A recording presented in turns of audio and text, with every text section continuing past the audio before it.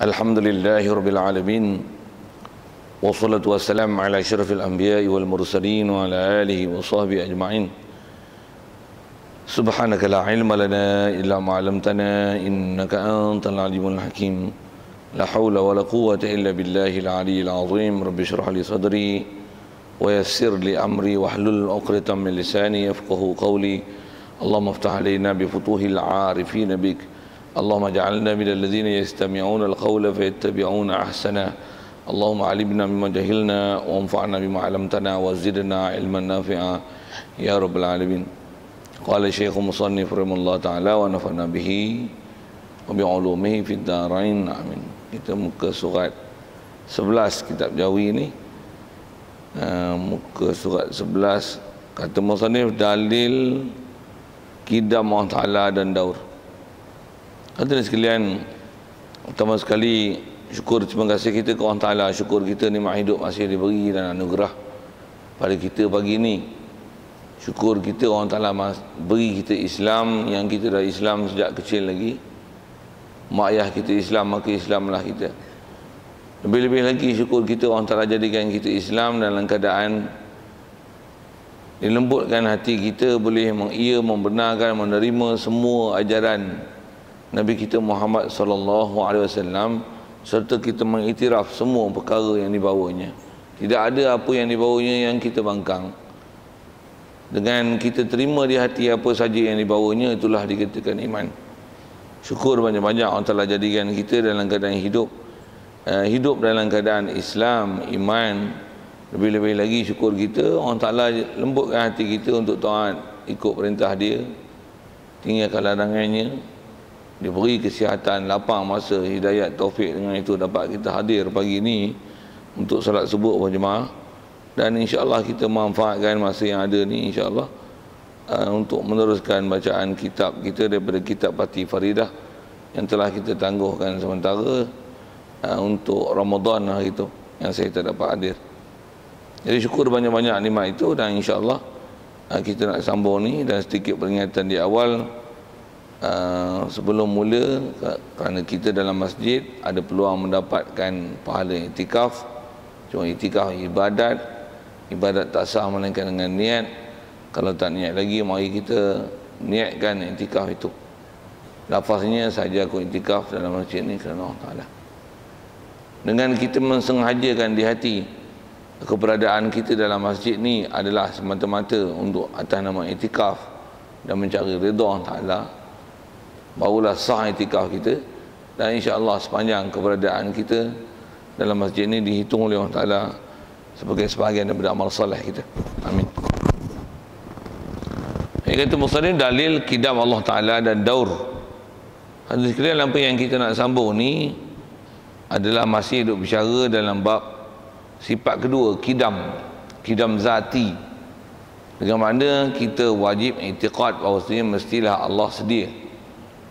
Mustahil bagi Allah Ta'ala ada permulaan. Sekali lalu rasanya dengan apa kita dah bicara dulu, kalau lihat daripada Quran memang ada sebut masalah qidam ni. Cuma lafaz Quran yang ada sebut tentang qidam ni tak datang dengan lafaz qidam, tapi selalu dalil yang disebut untuk menunjukkan makna yang seerti dengan qidam ni. Perkataan yang ada dalam Quran adalah awal. Allah Ta'ala sebut dalam Quran, huwal awwalu wal akhiru wal zahiru wal batin. Kita nak fokus pada perkataan huwal awwalu. Allah Ta'ala adalah Tuhan yang awal. Yang kalau kita belajar dalam ilmu tafsir, apa maksud awal? Awal tu data huraian yang telah disebut ulama berdasarkan kaedah-kaedah bahasa dan sebagainya. Awal dengan mana laisa qablahu syai', tidak ada sebelum dia sesuatu. Dan awal dengan mana adamul awaliyati lahu, ketiadaan permulaan baginya. Jadi kalau sebut ke Quran, itu ayat Quran, ada benda yang kita dah diasuh daripada kecil untuk i'tiqad tu bagus. Cuma sebelum tengok dengan apa dia sebut tentang dalil ni, khususnya sebut pada ayat Quran yang dibaca tadi, huwal awwalu wal akhiru wal zahiru wal batin.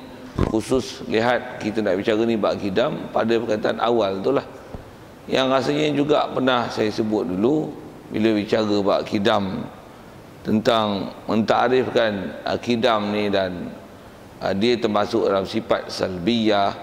Rasanya saya ada sebut gini, kalau tak datang itu tak dengar pun dengarlah. Nak sebut sekali lagi apa dia, kita bicara dengan sifat 20 ni atas penamaan sifat. Ulama mengistilahkan sifat tak ada awal pada Allah Ta'ala ni yang dia memang sedia ada dengan istilahnya qidam.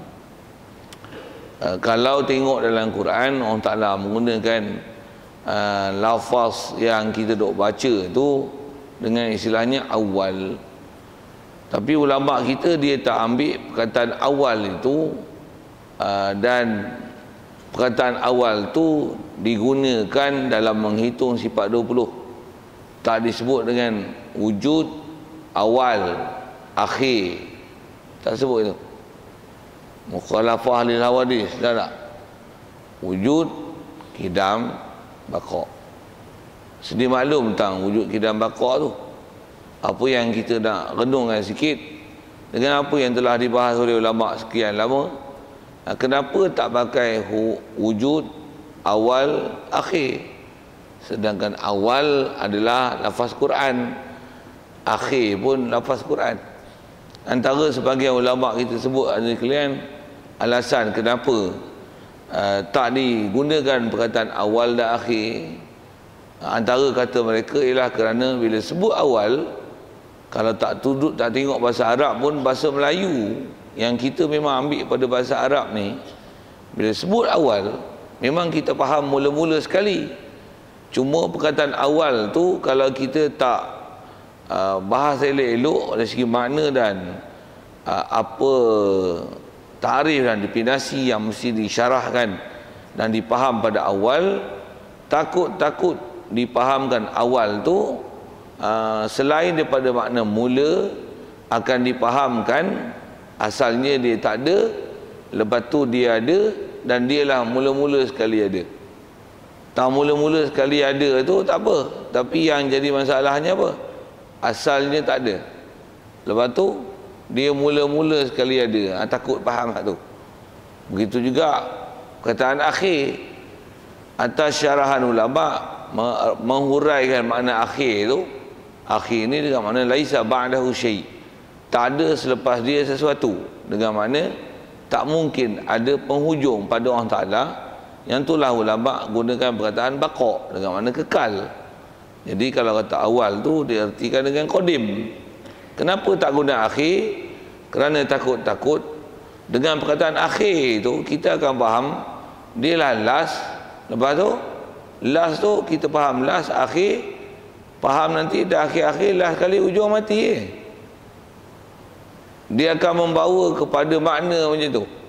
Oleh kerana boleh membawa kepada faham makna yang salah, itulah ulama tak menggunakan perkataan awal untuk menunjukkan kata Allah Ta'ala sedia, tak menggunakan perkataan akhir untuk menunjukkan bahawasanya Allah Ta'ala kekal. Satu digunakan bahasa qidam, baqa. Qidam dan baqa. Sedikit sebut ke bahasa, tuan-tuan. Satu ulama kita, tuan-tuan, biasanya sesuatu perkara yang telah disebut dalam bab-bab i'tiqad, khususnya dengan kita baca kitab-kitab yang apa ni, sifat 20 ni, wujud, kidam, baqa ni, biasanya mereka memilih istilah-istilah untuk dinamakan. Dalam pembahasan mereka itu, mereka telah mengambil kira semua perkara dan telah melihat apa diakah perkara yang paling baik. Untuk itu didedahkan kepada orang awam khususnya, supaya orang awam macam kita ni, tamah yang kurang pengajian ni, supaya jangan ada apa-apa kesilapan akidah berlaku dengan semata-mata sebut kalimah. Pasal orang awam ni maklumlah, dia kadang-kadang dia tak mengaji panjang, dia hanya akan faham hanya dengan translation word by words, dan apa yang secara spontannya dipaham itulah yang biasanya akan diiktikad. Satu bila sebut kidam, sedia, okey, cantik ya, orang Ta'ala sedia. Maksudnya dia tak ada awal. Allah Ta'ala baqa, kekal. Okey, maksudnya dia takkan binasa. Cantik akidah. Tapi kalau kata Allah Ta'ala awal, oh dulu dia tak ada, dia awal-awal sekali ada, takut pergi situ. Dia akhir last sekali dia, makhluk semua mati, dia lah akhir sekali. Faham akhir tu last sekali, silap dengan dia sekali lagi. Takut boleh pergi bawa situ. Maka ulama tak gunakan perkataan awal dan akhir. Lepas tu kalau sikit lagi kalau sebut kidam ni ambil mana pula? Dia ada ambil daripada hadis, yang ada hadis sebut. Kalau kita tak sebut panjang-panjang pun, kan kita ada sebut awal pula dah. Kita ada baca Asmaul Husna dengan Asmaul Husna. Antara Asmaul Husna yang ada adalah Al-Muqaddim, Al-Muakhir. Jadi nak sebut tak mana tak Al-Muqaddim. Jadi Al-Muqaddim maksudnya maksud tu yang dengan Quran awal, dan Al-Muqaddim itulah yang ulama ambil perkataan qadim pasal Al-Muqaddim daripada qadima yaqdamu. Sekali lalu lah apa saya sebut tu, tuan-tuan tak faham, saya ambil kalimah tu, ambil muqaddim qadima yaqdamu, tak faham tu, taubat pergi ngaji Arab. Pasal hak tu dia kena ada basic Arab sikit. Macam mana pun saya sebut, tujuan sebut tu ialah nak tunjuk kata semua apa yang bahas ulama, sama ada Abu Hasan Asy'ari, Abu Mansur Maturidi, ada sandarannya dan ada sebab-musababnya kenapa mereka pilih istilah dan pembahasan menggunakan istilah kidam dan baqa akan datang insya-Allah. Baik. Jadi apa kita nak sambung ni adalah dalil kidam Allah Ta'ala dan daur. Jadi nak sebut dalil sikit, dan dalil kalau selalunya sebut dalam kitab-kitab akidah yang kita baca macam sifat 20 ni, dalil yang dibawa adalah dalil akal. Walaupun ada tempat dan ada kitab yang kadang-kadang didatangkan Quran dulu, lepas tu didatangkan dalil akal. Ada kitab datangkan dalil akal dulu, dan kemudian didatangkan Quran. Kalau kebanyakan kitab yang dibahas oleh ulama ni selalunya dia tak bawa pun dalil Quran, dia bawa dalil akal aja. Sikit lagi kalau sebut di situ tentang dalil tu, kenapa didatangkan dalil akal saja, tak didatangkan dalil Quran? Macam mana pun Quran sebutlah tadi wal awwal wal akhir, memang ada Quran. Kalau tengok dalam kitab, khususnya kitab yang bahas yang macam inilah yang saya sebut, yang kita duk baca ni, sifat yang atas nama sifat 20. Kalau tak kitab ini pun kitab-kitab yang lain yang membahaskan sifat 20. Jarang ada ulama kita bila sebut dalil dia sebut Quran. Sikit lagi tengok kat situ. Dan di situlah juga ada tohmah ilmu dalam zaman lah ni, yang ada orang kata tengok ulama-ulama kita ni yang dulu-dulu ni ada benda dibuat tak betul, dia kata, kerana dalil tak datangkan daripada Quran, bahkan gunakan akal semata-mata. Jaga ni, ada orang yang dia tak suka dengan ulama-ulama dulu, dia momok kan, dan dia provokasi kan, seolah-olah mereka ni tak betul, apa yang mereka syarahkan tu seolah-olah menyimpang daripada ajaran Islam. Jaga tuan-tuan, dalam ni fitnah ilmu besar sangat. Baik, kalau tak pernah dengar, tuan-tuan dengar pun, dengar saya dah sebut, kita tolong jawab pi.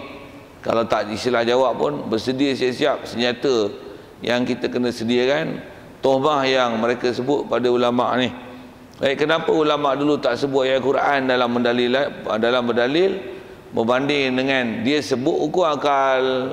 Dengar elok-elok, disebut hukum akal, tak sebut Quran, kerana berdalil dengan hukum akal adalah lebih mudah berbanding dengan berdalil dengan Quran. Berdalil dengan akal, khususnya bab akidah ni, berdalil dengan akal adalah lebih mudah berbanding dengan berdalil dengan Quran. Kenapa? Tengok, nak sebut gini, kenapa kata berdalil dengan Quran tu dia agak susah berbanding dengan hukum akal. Quran Arab, tuan-tuan faham Arab? Waktu bawa main Quran pun tuan tahu kan faham. Kalau kena tipu terjemah pun tuan tahu kan boleh menilai betul ataupun tidak terjemahan ayat Quran itu. Kalau bagi huraian tafsir pun tuan tahu kan boleh menilai apa tafsir itu. Kalau bagi terjemah pun tuan-tuan buta tengok terjemah saya, pasal tuan-tuan bukan faham Arab.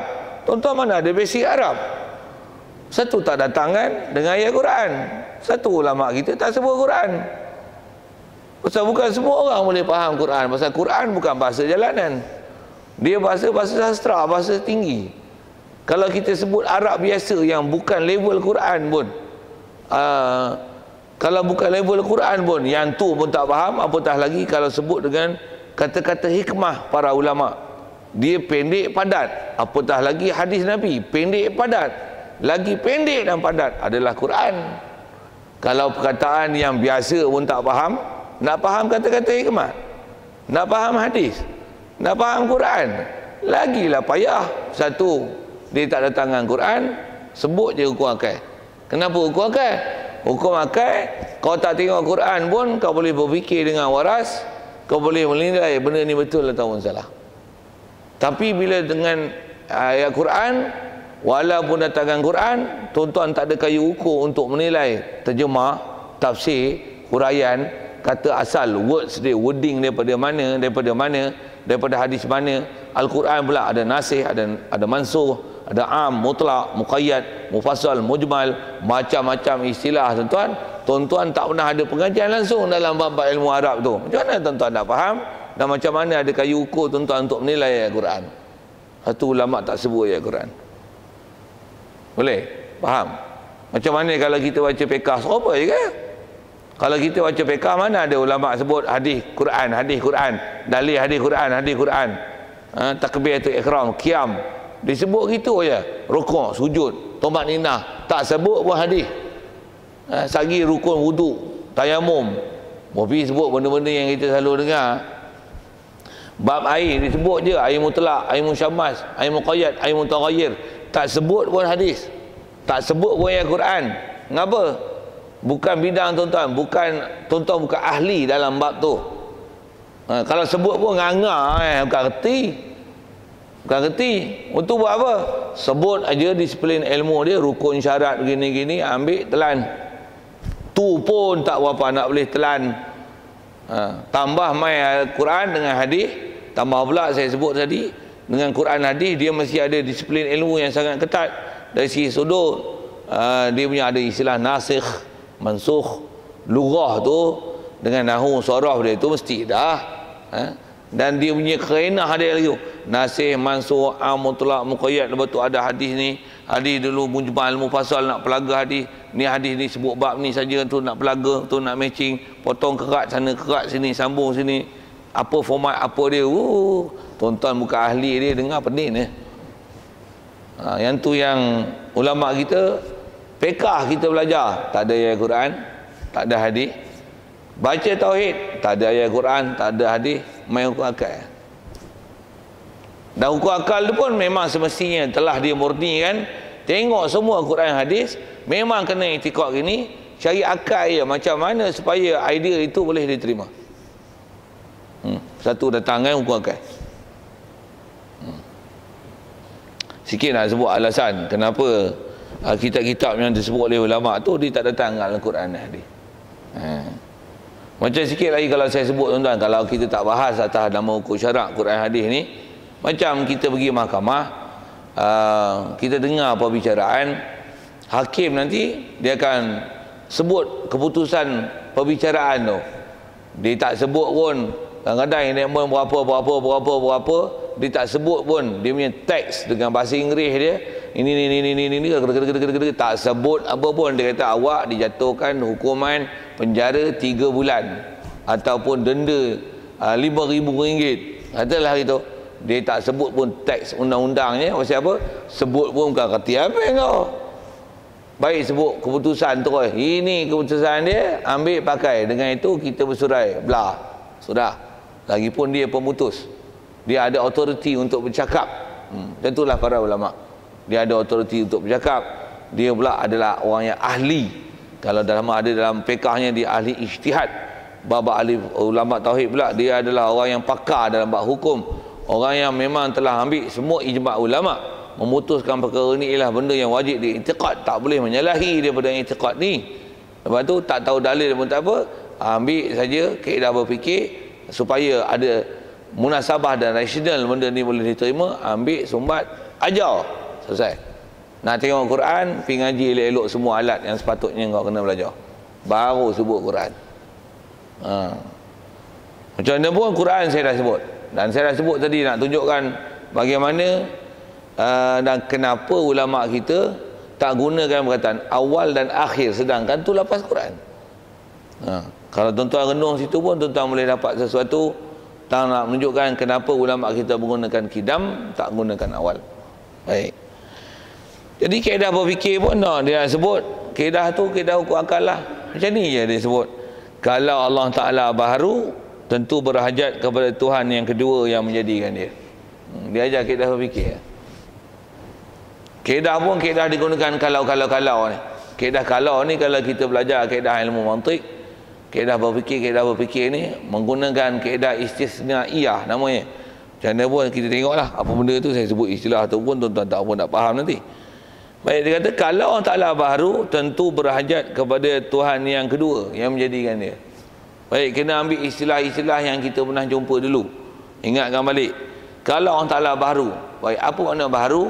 Baharu dengan makna dia ada tapi didahului oleh tiada. Pasal kita nak bicara ni, orang Ta'ala kidam dengan mana sedia. Dia bukan didahului oleh tiada, dia memang ada. Huwal awal. Awal dengan mana laisa qablahu syai'. Tak ada siapa sebelum dia. Jadi kalau dia baru dengan mana dia ada tapi didahului oleh tiada. Jadi kewujudan dia bermula dengan tiada. Baik, kalau dia macam tu, tentulah dengan kaedah berfikirnya dia berhajat kepada Tuhan yang kedua yang sebelum dia mesti ada Tuhan itu, yang Tuhan itu menjadikan dia. Mestilah. Pasal kalau dia asal daripada tak ada, lepas tu dia ada, mana mungkin dia boleh ada? Pastinya mesti nak mengadakan dia, ada Tuhan lain yang mengadakan dia. Mesti punya. Mana ada akal boleh menerima sesuatu tak ada, lepas tu boleh ada dengan sendiri yang asal daripada tiada? Mana mungkin? Sekalipun kita andaikan begini, dia tak ada, lepas tu dia boleh ada, yang mengadakan dia ialah dia, tapi dia tak ada, tapi dia yang bagi dia ada. Okey tak? Mana ada akal waras boleh menerima kaedah berfikir itu? Bengong. Nampak? Satu dia ajar, tak payah datang Quran, akal boleh terima. Pula tu surely macam tu. Mana boleh ada orang menyalahi kaedah berfikir tersebut? Satu ulama datangkan hukum akal.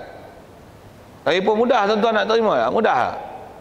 Boleh 5 minit boleh faham kaedah berfikir macam tu. Tak faham juga, kok ngantuk kot. Simple aja.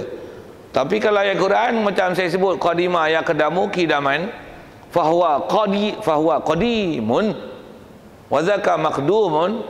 Qadimah ya qadamu iqdim. Faham ke?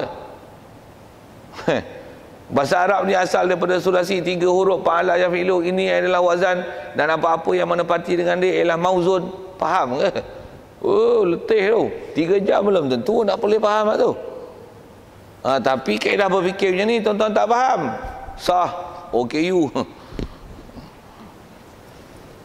Yang ini yang ngaji sekolah kebangsaan tak lulus matematik tu, sikit pergilah syarah pergi ikut tu. Baik, jadi kaedah berfikirnya dia kata kalau Allah Ta'ala baharu, cuma istilah-istilah baharu ni tuan-tuan mesti faham. Tuan-tuan blur dekat baharu tu, tuan-tuan tak faham lah apa dia cakap. Pasal kaedah ayat berfikir kan. Baharu maksudnya macam mana? Kalaulah adanya dia didahului oleh tiada, tentulah untuk ada dia, ada sebelum dia, yang dia gunakan istilah ada Tuhan kedua. Pasal kalau kita andaikan dia Tuhan pertama, tentulah ada Tuhan kedua. Tuhan kedua maksudnya Tuhan yang sebelum dia, dengan nisbah dia adalah Tuhan pertama, mestilah ada sebelum dia yang diistilahkan sebagai Tuhan kedua yang menjadikan dia. Baik. Lepas tu kalau yang Tuhan yang kedua tu menjadikan dia, Tuhan yang kedua itulah Tuhan. Baik, bicara macam ni pula. Tuhan yang kedua tu pula, macam mana dia boleh ada? Kalau dia pun dia ada yang didahului oleh tiada, macam mana berkaedah berfikir? Tuhan kedua tu akan perlu pada Tuhan ketiga. Pasal tak dapat tidak, mana boleh Tuhan kedua ada, yang kalau dia pun baharu, yang dia pun ada, yang didahului oleh tiada, mana mungkin dia akan ada, melainkan mesti ada Tuhan yang ketiga yang mengadakan Tuhan kedua ni. Mesti dia boleh berfikir macam tu kan? Tuhan ketiga tu pula macam mana? Oh, tak habis fikir. Tak habis fikir tu maksudnya macam mana? Berengkel-rengkel bahasa kampung sana. Orang duduk hulu cakap gitu kan, tuan. Duduk hulu tu saya lah duduk hulu. Hulu tu hulu Perak, Pengalas Hulu kan. Berengkel-rengkel. Nombor berapa nak habis? Tuhan ada, kita dah bicara dah. Dengan kaedah berfikir juga. Mesti setiap sesuatu mesti ada pencipta dia. Okey, pencipta dah ada, creator dah ada, God mesti ada. Tapi God ni adakah dia asal daripada tiada? Kalau duk intikad gitu, mana ada akal boleh terima? Pasal apa? Tuhan ada, tapi siapa Tuhan tu? Dia istilahnya tak berkesudahan Tuhan tu. Kalau gunakan angka matematik dan istilah matematik, kita sebut apa? Tuhan ada, tapi angka dia infinite. Siapa? Entah. Pasal apa? Ada sebelum dia ada, sebelum dia ada, sebelum dia ada, sebelum. Siapa Tuhan? Tak boleh nak sebut. Pasal apa? Pasal sebelum tu kena tengok cerita asal usul. Betul itu. Betul ke kaedah ketuhanan macam ni? Lagipun kalau fikir sekali lagi, Tuhan ni kalau dia pun dijadikan oleh satu yang lain, tu kan Tuhan lah. Adakah keadaan Tuhan macam ni? Nonsense, ridiculous, stupidous, bohpi lah bahasa kan, bengondes, kan? Bododes. Tak betul, tak betul. Baik. Jadi kata dia dalam begitu juga, dan kalau Tuhan yang kedua pun baharu pula, tentulah berhajat kepada Tuhan yang ketiga yang menjadikannya. Dan kalau begini, satu Tuhan kepada satu, nescaya jadi daur kalau balik kepada Tuhan yang pertama. Dia nak sebut dah istilah pula. Jadi kalau Tuhan satu dijadikan oleh Tuhan dua dijadikan oleh Tuhan tiga, kalau Tuhan tiga ni dijadikan oleh Tuhan satu balik ke depan dengan kaedah berfikir macam tu, ini istilahnya dipanggil daur. Itu yang dia kata, kalau berfikir dengan Tuhan ni ada asal usul dengan berpusing-pusing macam tu, ini istilahnya daur. Kalau Tuhan ni lepas satu, dua, tiga, empat, lima, lepas juta satu, lepas juta satu, sejuta dua, lagi nombor 1 bilion, 2 bilion, 3 bilion, tak sudah, dan nombor tu infinite. Yang tu dipanggil tasalsul. Ini istilah. Istilah tak dapat tidak, tuan-tuan kena faham lah apa istilah tu. Tu yang dia sebut. Dia akan jadi daur, terjemahnya berkeliling. Dan dinamakan daur ni kalau balik dalam masalah ketuhanan ni kepada Tuhan yang pertama. Tuhan satu dibuat oleh Tuhan dua dibuat oleh Tuhan tiga, Tuhan tiga dibuat oleh Tuhan satu. Kalau dengan kaedah berfikir itu namanya daur. Misalnya seperti Zaid menjadikan Umar, dan Umar menjadikan Bakar, dan Bakar menjadikan Zaid balik. Ataupun istilah kedua dia yang sebut tasalsul, dipanggil tasalsul. Apa dia tasalsul? Berhubung-hubung, berpanjang-panjang. Asal bahasa Arab ni kalau tasalsul daripada salasil, silsilah. Kita pun belajar salasilah. Salasilah apa?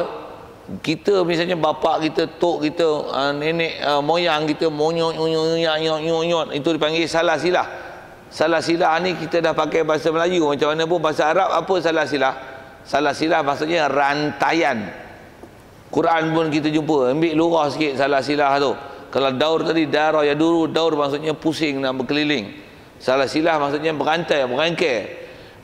Kalau dalam Quran, inna a'tadna lil kafirina salasil, kami sediakan untuk orang kafir ni salasil.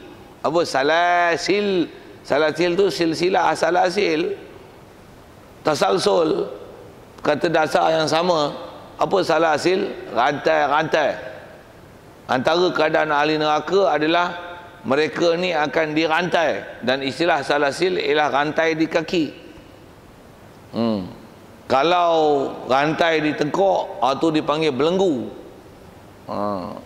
Macam mana pun apa yang nak sebut ialah perkataan rantai tu salasil. Jadi kalau katalah Tuhan tu buat oleh Tuhan 1, 2, 2, 3, 3, 4, 4, 5, 5, 6, 7, 8 sampai nombor yang istilahnya infinite tu, tu dipanggil salasil. Salasil. Kalau asal sebut dengan dia tak sebut dia tak sebut ke salasil. Ejaan yang ada tu ialah tasalsul. Baik. Jadi istilahnya tasalsul